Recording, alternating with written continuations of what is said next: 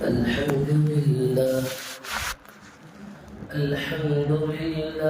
نحمده ونستعينه ونستغفره ونؤمن به ونتوكل عليه ونعوذ بالله من شرور أنفسنا ومن سيئات أعمالنا. من يهده الله فلا مضل له ومن يضلل فلا هادي له، ونشهد أن لا إله إلا الله وحده لا شريك له، ونشهد أن سيدنا ونبينا ومولانا محمدا عبده ورسوله. أما بعد، أعوذ بالله من الشيطان الرجيم. بسم الله الرحمن الرحيم. يا أيها الناس كلوا مما في الأرض حلالا طيبا فلا تتبعوا خطوات الشيطان إنه لكم عدو مبين. يا أيها الرسل كلوا من الطيبات واعملوا صالحا صدق الله العظيم. قال النبي صلى الله عليه وسلم: من أكل طيبا وعمل في سنة وأمن الناس بوائقه دخل الجنة، أو كما قال صلى الله عليه وسلم. اللهم صل على محمد في أفضل كلامنا. اللهم صل على محمد في أوسط كلامنا. اللهم صل على محمد في آخر كلامنا. اشرح لي صدري ويسر لي أمري واحلل عقدة من لساني يفقهوا قولي.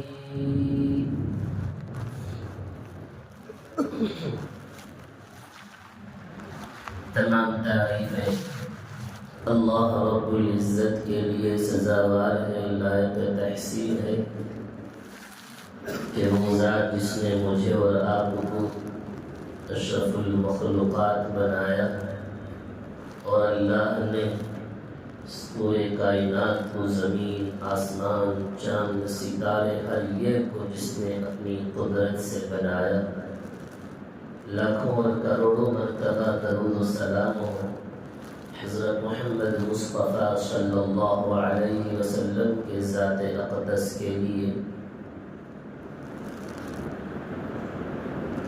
حضرین محترم، اللہ رب العزت کا بے پناہ فضل ہے، کرم ہے، احسان ہے۔ اللہ نے مجھے اور آپ کو ایمان کی دولت سے مالا مال فرمایا۔ اس پر اللہ کا شکر بجا لانا ہے اور اللہ سے دعا کرتے رہنا ہے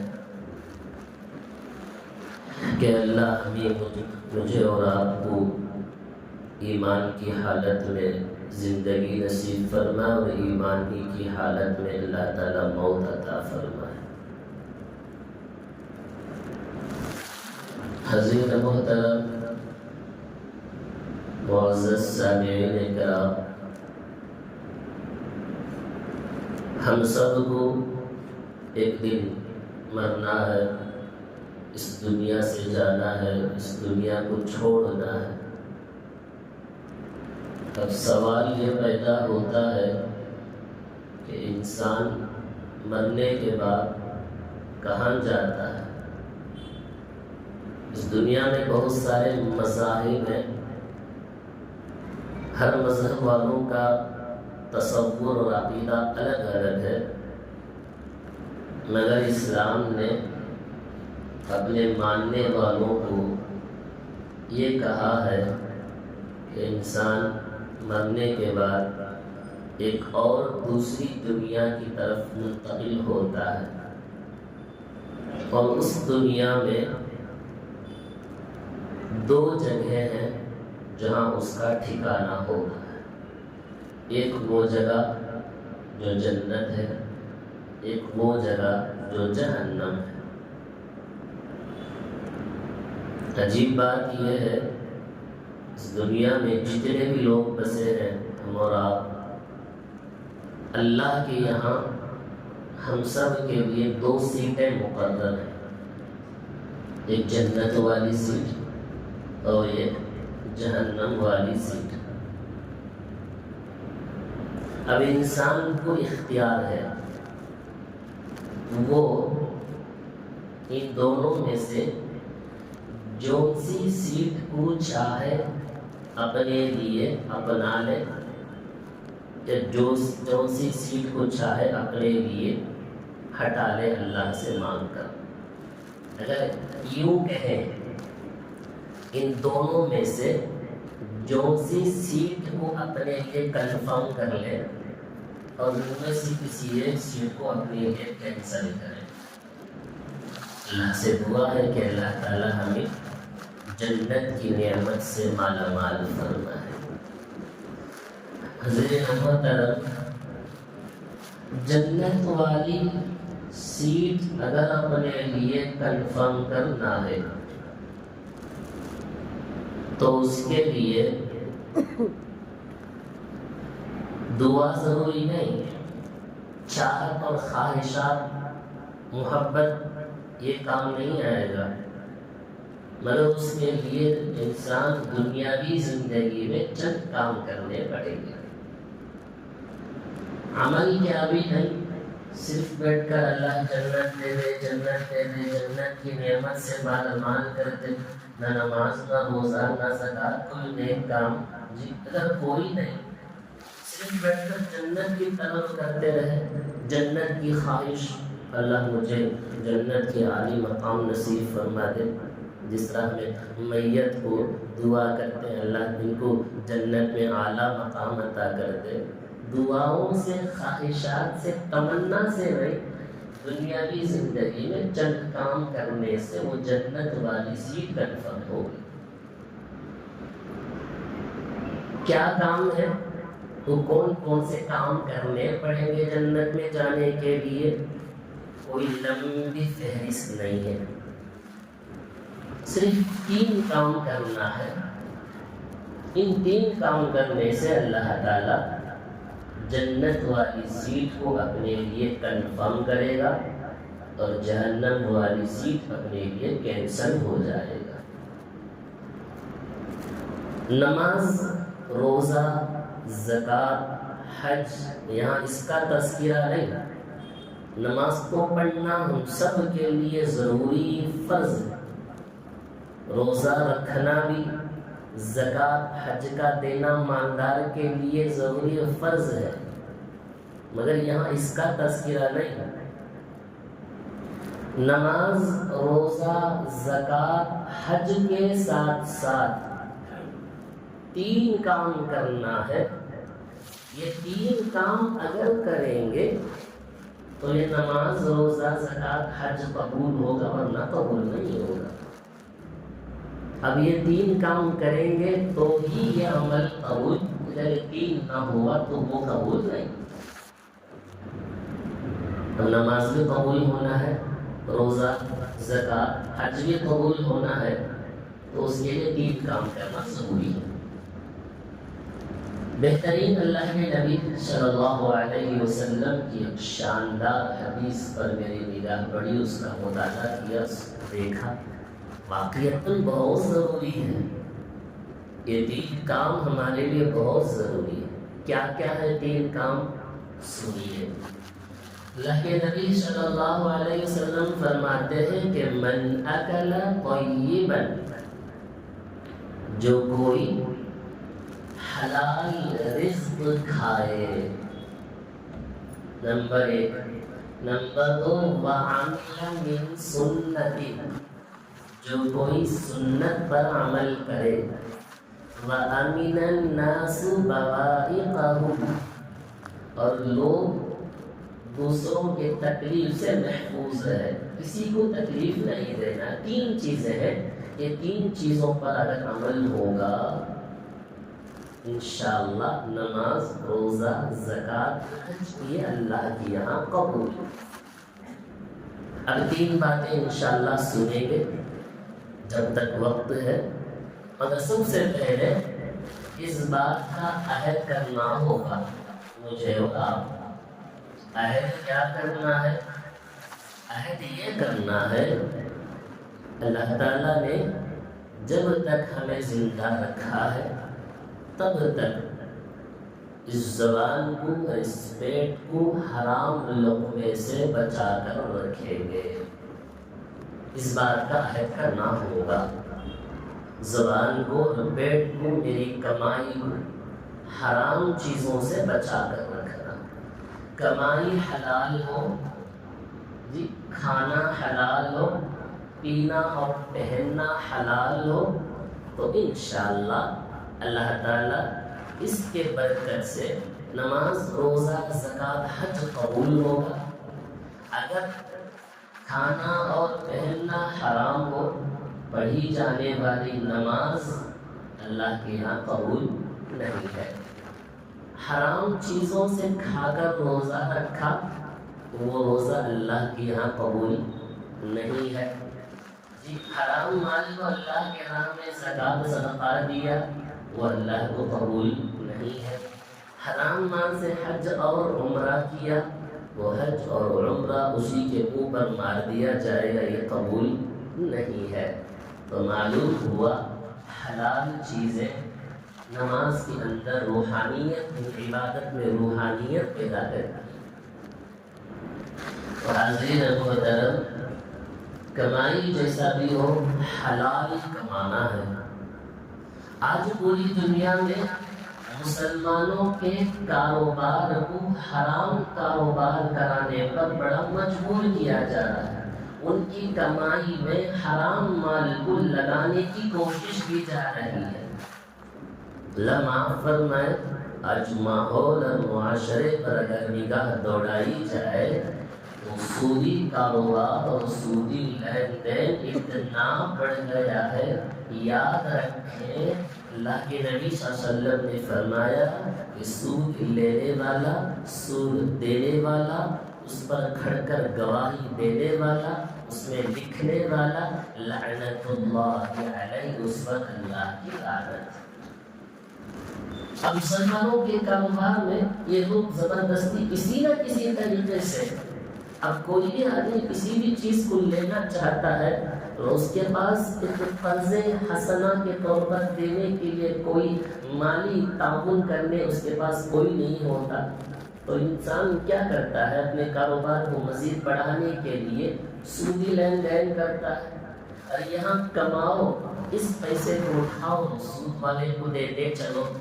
بتاؤ کہ جو ابتدائی کاروبار ہی حرام ہو، سود سے ہو، تو اس کاروبار میں برکت کا کیا اندازہ کر سکتے ہیں؟ برکت کہاں دیکھ سکیں؟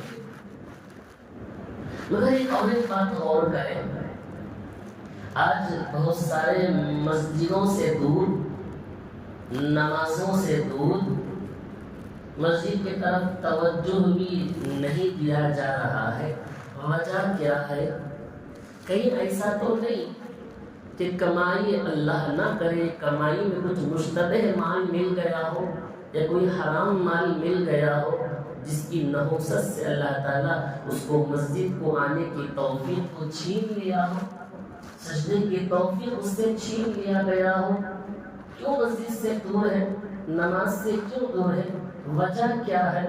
مسجد آتے کیوں نہیں ہے؟ ایسا تو نہیں کہ مالی کچھ مشتبہ مال یا کسی کو جھوٹ بول کر کمایا ہوا مال، دھوکہ دے کر کمایا ہوا مال، کسی پر ظلم کر کے مال کو اپنے قبضے میں لیا ہوا ہو، کسی کو ستایا ہوا ہو، خدا کی نافرمانی کی گئی ہو، خدا نے ان نافرمانیوں کے سبب مسجد سے دور کر دیا۔ اب دھیرے دھیرے اس کو یہ ہوا، اس کے جسم کے اندر مسجد سے بیزارگی ہوئی، اللہ کی عبادت سے اس کو نفرت ہو گئی، اس کو بیزارگی ہوگی مسجد کو جانے میں۔ بھائی کیا وجہ بیزارگی کی؟ گھنٹے بھر کھڑے ہو کر اپنے دوست و احباب سے بات کر سکتا ہے، 15 منٹ خدا کے سامنے کھڑنے کی توفیق نہیں۔ اب یہ اللہ کی عبادت سے بیزارگی نہیں تو پھر اور کیا؟ اندازہ لگائیں گے، خدا تعالیٰ کی نافرمانی کے سبب اللہ تعالیٰ نے عبادت کی توفیق کو چھین لیا ہے۔ تو معلوم ہوا ان عبادت میں روحانیت پیدا کرنا ہے تو کرنا کیا ہے؟ حلال کمائی کمانا ہے، حرام کمائی سے اپنے آپ کو بچانا ہے، یہ بہت ضروری ہے۔ کیوں؟ اس لیے کہ مثال کے طور پر یہ کہوں کہ نماز پڑھ رہے ہیں، نماز میں خیالات ایک جگہ نہیں، دعائیں قبول نہیں ہو رہی ہیں، زندگیوں میں پریشانیاں بڑھتی چلی جا رہی ہیں، ایک نہ ایک دن کوئی نہ کوئی بیماری مبتلا ہوتا چلا جا رہا ہے، ہر کوئی شکایت کرتا ہے کہ میرے تجارت میں برکت نہیں، میں قرض پر قرض بڑھتا چلا جا رہا ہے، میری تکلیفیں بڑھتی چلی جا رہی ہیں، آپسی نا اتفاقیاں بڑھتی جا رہی ہیں۔ کیوں؟ وجہ کیا ہے؟ غور کرو کہ خدا تعالیٰ کی تم نے کتنی نافرمانی کی ہے، کتنی نمازیں آپ نے چھوڑی ہے، کتنے قرآن مجید کی تلاوت کو آپ نے کتنے مہینے ڈوبے ہوں گے اس قرآن پاک کو اپنے ہاتھ سے لے کر، اس قرآن پاک کو اپنی زبان سے چھو کر کتنے مہینے ہوئے ہوں گے۔ یہ سوچ کر دیکھو، صرف اللہ کے پاس، لوگوں کے پاس شکایت نہیں کرنا ہے، اپنی زندگی کے اوپر غور کرنا ہے کہ میں خدا تعالیٰ کی کتنی نافرمانیاں کیا ہوں۔ آئیے تفصیل سے قرآن مجید سے آیات کو سنیں گے، بات اچھی طرح سمجھ میں آئے گی۔ قرآن مجید میں اللہ تعالیٰ یہ کہتا ہے، یا ایھا الناس کلوا مما فی الارض حلالا طیبا ولا تتبعوا خطوات الشیطان انہ لکم عدو مبین۔ اللہ کیا کہا؟ اے لوگوں، کھاؤ جو کچھ میں نے تمہیں زمین سے دیا ہے، حلال اور پاکیزہ رزق کھاؤ، وَلَا تَتَّبِعُوا خُطُوَاتِ الشَّيْطَانِ، شیطان کی اتباع اور پیروی نہ کرو، اس لیے کہ شیطان تمہارا کھلا دشمن ہے۔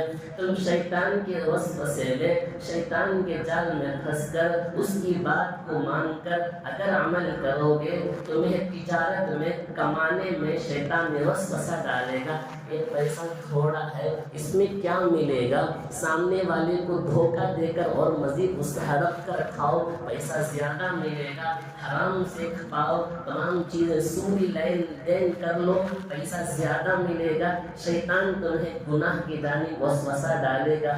قرآن کہا ہے شیطان سے دور رہنا، اس لیے کہ شیطان تمہارا کھلا دشمن ہے۔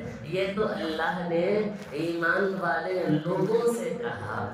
آگے دیکھو اللہ آگے والی آیت میں کیا کہتا ہے، یا ایھا الرسل کلوا من الطیبات واعملوا صالحا۔ اللہ کہتا ہے کس سے؟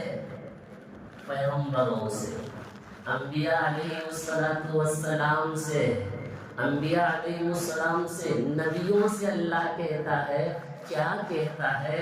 فرماتے کلوا من الطیبات، اے پیغمبروں پاک رزق کھاؤ، وَاعْمَلُوا صَالِحًا، نیک کام کرو۔ اللہ کو پیغمبروں کو پاک رزق کھانے کا حکم اللہ دے رہا ہے، پھر اس کے بعد فوراً اللہ نے ایک جملہ جوڑ دیا، کیا؟ وَاعْمَلُوا صَالِحًا، کیا کرو؟ نیک عمل کرو۔ تو معلوم ہوا نیک عمل اگر کرنا ہے تمہیں نیک عمل کی توفیق ملنا ہے تو پاک کھانا پڑے گا. اگر ناپاک چیز کھائیں گے، حرام چیز کھائیں گے تو نیک عمل کی توفیق نہیں ہوگی. انسان کمایا حلال، کھایا اور پیا پہنا ہر حلال ہے، اس کی جسم میں گیا کھانے کی پوری چیزیں، اسی سے پورا خون گوشت کی پرورش ہوئی، اس سے اچھے خیالات آئیں گے، نیک عمل کی توفیق ملے گی. اگر کھانا حرام ہو، حرامی سے جسم کی پرورش پھیلی تو جسم میں خیالات، غلط خیالات آئیں گے تو نیک عمل کی توفیق نہیں ملے گی. تو معلوم ہوا نیک عمل اگر ہونا ہے، نماز میں سکون اور اطمینان، دلچسپی آنا ہے تو نیک عمل کرنا ہے تو حلال رزق کو اپنانا ہوگا، حرام کو چھوڑنا ہوگا. قرآن نے اور آگے کیا فرمایا؟ یا ایھا الذین آمنوا لا تأکلوا الربا اضعافا مضاعفا واتقوا اللہ لعلکم تفلحون. قرآن کیا کہتا ہے؟ اے ایمان والو، سود مت کھایا کرو بڑھا چڑھا کر. واتقوا اللہ، اللہ سے ڈرو، تم کامیاب ہو جاؤ گے. سود سے اللہ نے کہا ہے کہ بچ جاؤ، سودی لین دین کاروبار ہرگز نہ کرو. اور آگے اللہ نے یہ فرمایا جو لوگ لوگوں کے مال کو ظلماً ہڑپتے ہیں، دھوکہ دے کر، اس سے جھوٹ بول کر مال کماتے ہیں، قرآن اس سے بھی یہ کہتا ہے یا ایھا الذین آمنوا لا تأکلوا اموالکم بینکم بالباطل. قرآن نے کہا تم ایک دوسرے کے مال کو ظلم سے لینے سے بچ جاؤ، ہرگز مت کھاؤ. کسی کو ظلم دے کر، کسی کو ظلماً اس کے مال کو ہڑپ کر کر، جھوٹ بول کر کمانے سے، اسے دھوکہ دے کر کمانے سے ہرگز اس کے مال کو استعمال نہ کرو. قرآن کیا کہتا ہے ایسے کھانے والوں کو؟ یا ایھا الذین آمنوا لا تحرموا طیبات ما احل اللہ لکم. اللہ کہتا ہے اے ایمان والو، جو رزق اللہ نے تمہیں حلال کیا ہے تمہیں اسے اپنے اوپر حرام نہ کرو. کرو گے ان اللہ لا یحب المعتدین، اللہ ایسے لوگوں سے محبت نہیں کرتا. اللہ اکبر. اللہ کے رحم و کرم سے، نظر کرم سے گر جاؤ گے. وَكُلُوا مِمَّا رَزَقَكُمُ اللَّهُ حَلَالًا طَيِّبًا. قرآن پاک میں اللہ نے آیتوں کا ڈھیر جمع کر دیا ہے. ایمان والو حلال کھاؤ، حلال سے تمہاری نماز، روزہ، زکوٰۃ، حج قبول، ورنہ حرام لوگ یہ تمام چیزیں قبول نہیں ہوں. ہماری عبادتیں قبول ہونا ہے، جب ہاتھ اٹھائیں تو فوراً ہماری دعائیں اللہ کی بارگاہ میں قبول ہونا ہے. حلال رزق کو کھانا ہوگا، حرام کو چھوڑنا ہوگا. سرکار دو عالم صلی اللہ علیہ وسلم نے فرمایا ہر مسلمان کے لیے ضروری ہے کہ وہ حلال مال کو حاصل کرے، اس پر واجب قرار دیا اللہ کے نبی نے. حلال مال کمانا عبادت نہیں، حلال مال کا کمانا عبادت ہے. حرام مال کمانا عبادت نہیں بلکہ الٹا گناہ ہے. اللہ کے نبی صلی اللہ علیہ وسلم نے فرمایا، اللہ کے نبی صلی اللہ علیہ وسلم فرماتے ہیں اللہ پاک ہے اور پاک ہی کو اللہ پسند کرتا ہے. اللہ نے پیغمبروں کے ساتھ ساتھ تمہیں بھی حکم دیتا ہے اے ایمان والو پاک کھاؤ، حلال رزق کھاتے رہو. اللہ کے نبی نے کہا قسم بخدا، اللہ کے نبی کہتے ہیں واللہ، اللہ کی قسم، ایک بندہ سفر کرتا ہے، اس کا کپڑا گرد آلود ہو، دھول ہو اس کے کپڑے میں، جب وہ اللہ کی بارگاہ میں ہاتھ اٹھا کر یا اللہ یا اللہ یا اللہ کہتا ہے، اگر اس کا کھانا، اس کا پینا، اس کا پہننا حرام ہو، اللہ کے نبی نے فرمایا اس کی دعا اللہ کی بارگاہ میں کہاں قبول ہوگی. محدثین نے فضائل دعا میں لکھا ہے کہ کوفہ میں لوگ مستجاب الدعا ہوتے تھے. مستجاب الدعا یعنی جو بھی دعا مانگتے اللہ کی بارگاہ میں قبول ہو جاتی تھی. جب ان پر کوئی ظالم بادشاہ مسلط ہوتا کہ پورے شہر والے مل کر اس کے لیے دعا کرتے کہ اللہ اسے ہلاک کر دے تو ان کی دعائیں اللہ کی بارگاہ میں قبول ہوتی ہے. ایک مرتبہ ایک ظالم بادشاہ مسلط ہوا تو ان پر حاوی ہوا, ان کے حکومت پر آ گیا, تو اس نے ان لوگوں کو بھی کھانے کی دعوت پر بلایا تو وہ بھی کھانے لگے. تو اس نے کہا میں ان لوگوں کی بد دعا سے محفوظ رہا, آج ان کے پیٹ میں حرام لقمہ چلا گیا. آج ہماری دعائیں قبول نہیں ہوئی. اگر کوئی سیاسی حکومت پر بیٹھنا چاہتا ہے تو ہم نے اس سے پہلے دعائیں مانگی حسبنا اللہ و نعم الوکیل سے, آیت کریمہ سے, ہر جگہ دعائیں پر دعائیں ہوئی ہمارے اوپر کوئی ظالم بادشاہ ہم پر مسلط نہ ہو. جگہ جگہ ہم نے دعائیں کی. آج تکلیفوں پر تکلیفیں, مصیبتوں پر مصیبتیں ہم پر آتی جا رہی ہیں ایک ایک بات دیگر. ایک ظالم ہمارے اوپر مسلط ہو کر بیٹھا ہے, ہم دعا کر رہے ہیں, ہماری دعا اللہ کی بارگاہ میں قبول نہیں ہو رہی ہے. کیوں قبول نہیں ہوتی ہے؟ ایسا تو نہیں کہ ہمارے رزق میں کوئی حرام آ گیا ہو.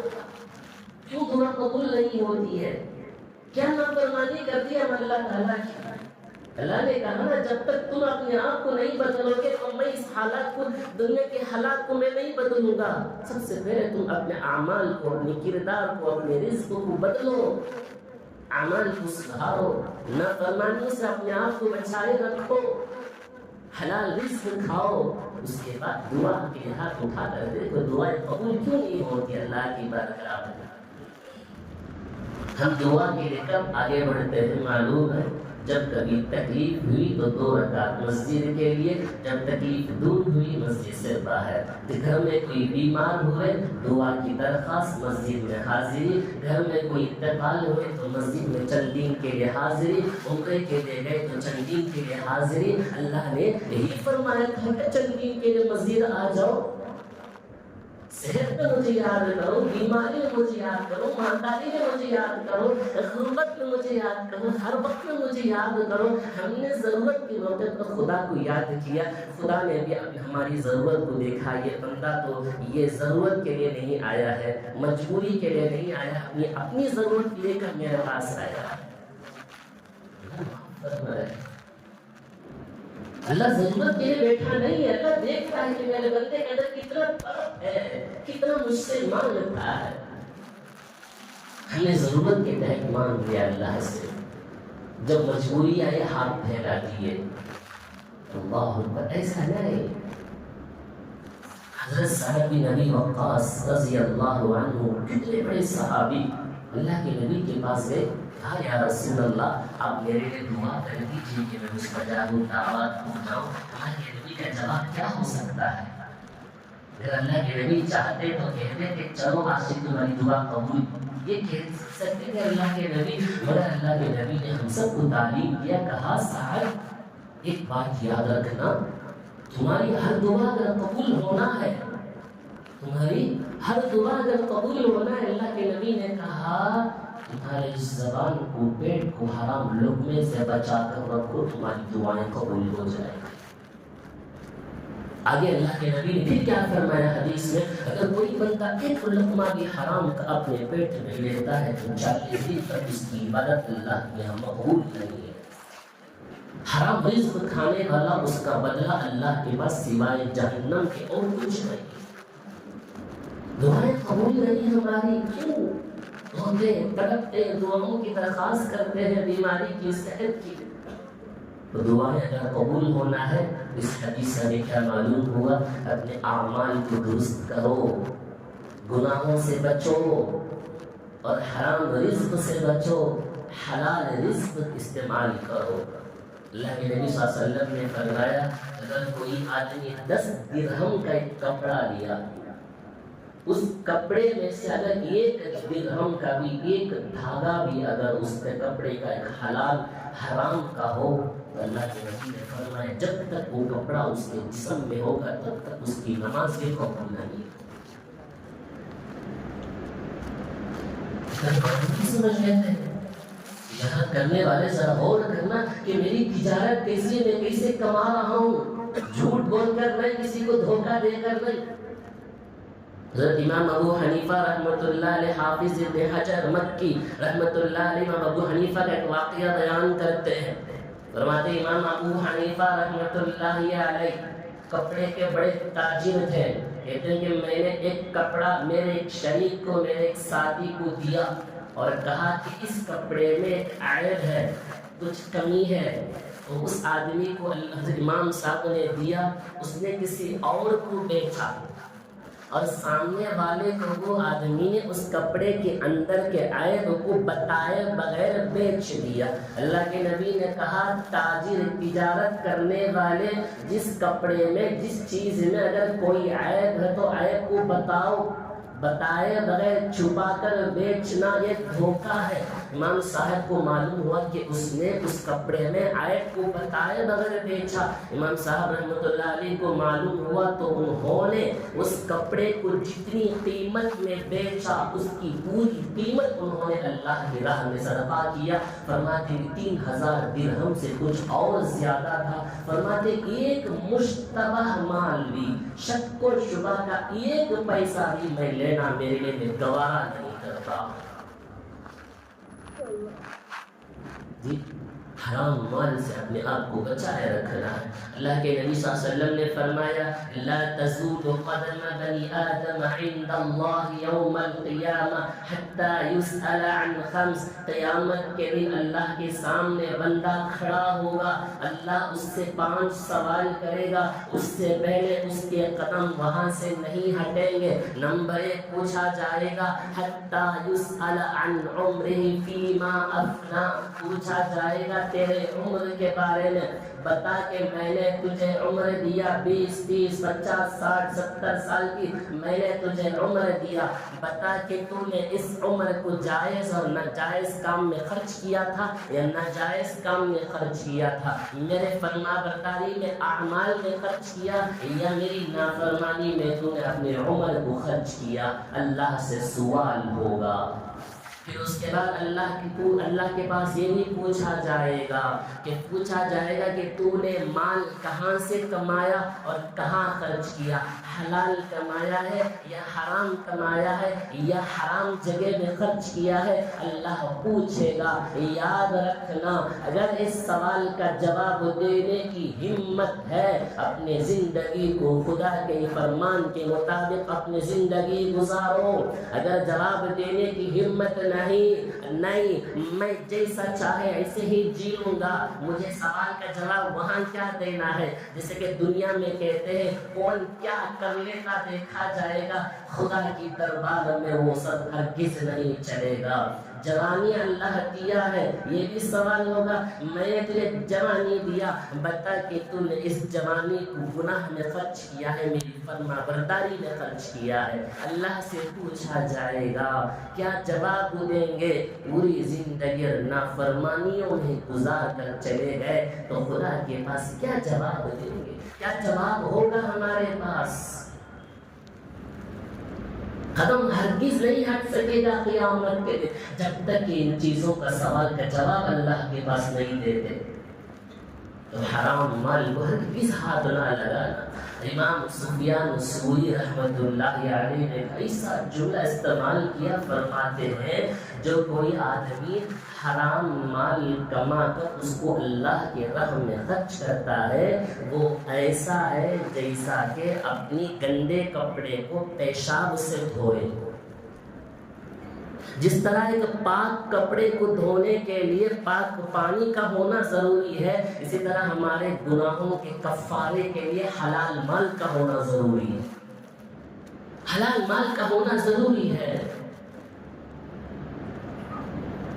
حضرت مولانا پیر ذوالفقار صاحب رحمۃ اللہ برکاتہم نے ایک جملہ کہا، بڑا اچھا جملہ، کہتے ہیں کہ ایک آدمی دودھ لے کسی سے، اگر وہ برتن گندا ہو، دودھ دینے والا کیا کہتا ہے؟ سب سے پہلے اس برتن کو پاک کرو، اس کے بعد میں اس میں دودھ ڈالوں گا۔ جب دودھ ڈالنے والا پاک برتن کو پوچھتا ہے تب خدا تعالیٰ کے سامنے تم مانگتے ہو. خدا سب سے پہلے یہ کہتا ہے میرے بندے سب سے پہلے تو اپنے دل کو پاک کر لے گناہوں سے. جب جا کر تیرے اندر نورانیت پیدا ہوگی, تیرے اندر نماز کی توفیق ہوگی. تو اپنے مال کو حلال کر لے, جب جا کر تیری نمازیں قبول ہوگی. اگر دل ہی گندا ہو تو نماز کی توفیق کہاں ہے, روزے کی توفیق کہاں ہے, نیک اعمال کی توفیق کہاں سے ملے گی. یاد رکھنا اپنے مال کو حلال طریقے سے کمانا. حلال کمائیں گے اللہ اس میں برکت دے گا. ایک صاحب نے ایک بزرگ سے پوچھا حضرت برکت کا مطلب کیا ہے؟ میں 1000 روپے اپنے پاس رکھوں یا تکے کے نیچے رکھ کر سو جاؤں, کیا صبح اٹھے تو اس میں 1000 کو 1500 یا 1200 ہو جائے گا؟ حضرت نے کہا مطلب یہ نہیں ہے جو تھوڑا سا مال تیرے پاس موجود ہے, حلال مال موجود ہے, اللہ اس میں غیبی طور پر ایسا برکت دے دے گا. جو خرچہ تجھے 2000-3000 میں آنے والا تھا اللہ اسی میں دے دے گا. اس حلال مال کی برکت سے اللہ تجھے بیماریوں سے نجات دے گا, کورٹ کچہری کے چکروں سے تجھے نجات دے گا, اس مال کے چوری ہونے سے اللہ تجھے نجات دے گا. تیرے عمر میں تیرے رزق میں اللہ تعالیٰ برکت دے گا. برکت کا مطلب یہ ہوتا ہے زیادہ کمانے کی چکر میں زیادہ کماؤ, حلال ڈھونڈ کر کماؤ, حرام نہیں. زیادہ کمانے کی چکر میں مال زیادہ آ جائے, حرام کی طرف توجہ ہرگز نہ کرو تو معلوم ہوا حرام کتنا نقصان دہ ہو سکتا ہے, ہماری عبادتیں تباہ و برباد کر دے گی. یاد رکھنا آج کل موبائلوں میں نئے نئے گیم آ گئے ہیں جو جوا, سٹہ بازی, شطرنج کا نام دیا گیا ہے. میں قرآن کی آیت سے اس کو بتاتا چلوں. قرآن کیا کہتا ہے, یا ایھا الذین آمنوا انما الخمر والمیسر والانصاب رجس من عمل الشیطان. قرآن کہتا ہے اے ایمان والو, شراب, جوا, جتنے بھی یہ چیزیں ہیں ہرگز اس کی طرف آگے مت بڑھو, یہ غلط کام ہے. رجس من عمل الشیطان, یہ شیطان کا کھیل ہے. شیطان تمہیں گناہوں کی طرف مبتلا کرنا چاہتا ہے. فاجتنبوہ, تم اس سے بچ جاؤ. مسلم شریف کی روایت ہے, سرکار دو عالم صلی اللہ علیہ وسلم نے فرمایا, یاد رکھنا ذرا توجہ سے سننا, فرماتے اللہ کے نبی نے جو کوئی جوا, سٹہ بازی, شطرنج ایسی چیزیں کھیلتا ہے, اللہ کے نبی صلی اللہ علیہ وسلم نے کیا فرمایا کہ وہ آدمی ایسا ہے کہ وہ خنزیر کے خون اور گوشت سے اپنے ہاتھ کو بننے والا ہے. سنن ترمذی میں اللہ کے نبی صلی اللہ علیہ وسلم نے فرمایا جوا, سٹہ بازی کھیلنے والا ایسا ہے. اس حدیث میں اللہ کے نبی نے اتنا سخت الفاظ استعمال کیا, فرماتے وہ آدمی ایسا ہے جیسا کہ کوئی قے کرے گندگی سے, خنزیر کے گوشت اور خون سے وضو کر کے نماز پڑھے. اللہ اکبر کبیرہ. تو معلوم ہوا اللہ کے نبی صلی اللہ علیہ وسلم نے 3 باتیں فرمائی, ان میں سے صرف پہلی بات کی بولنے کا موقع ملا ہے, وہ ہے من اکل طیبا, جو کوئی حلال رزق کھائے, وعمل من سنتی, اور جو کوئی میرے اللہ کے نبی کی سنت پر عمل کرے, وَأَمِنَ النَّاسُ بَوَائِقَهُ, اور اللہ کے نبی نے فرمایا لوگ اس کے تکلیف سے محفوظ رہے, دوسروں کو کسی اعتبار سے تکلیف نہ دے. نبی نے فرمایا صلی اللہ علیہ وسلم دخل الجنہ, وہ آدمی جنت میں داخل ہو گیا. تو سب سے پہلی چیز جنت میں جانے کے لیے نماز, روزہ, زکوٰۃ, حج وغیرہ تمام چیزیں قبول ہونے کے لیے حلال رزق کو اپنانا ہے, حرام کو چھوڑ دینا ہے. اللہ تعالیٰ ہمیں نبی اکرم